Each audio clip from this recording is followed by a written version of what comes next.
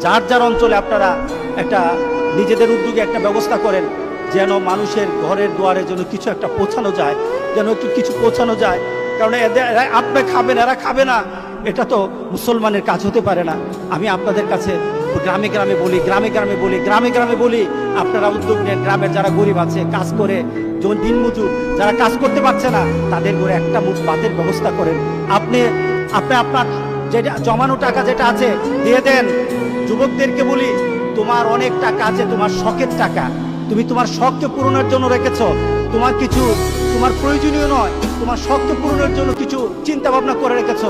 তোমার শখের টাকাটা গরিবের পেটে দিয়ে দাও, গরিবের মুখে একটা মুঠ খাদ্য তুলে দাও, দেখবা তোমার কতটুকু শান্তি লাগে।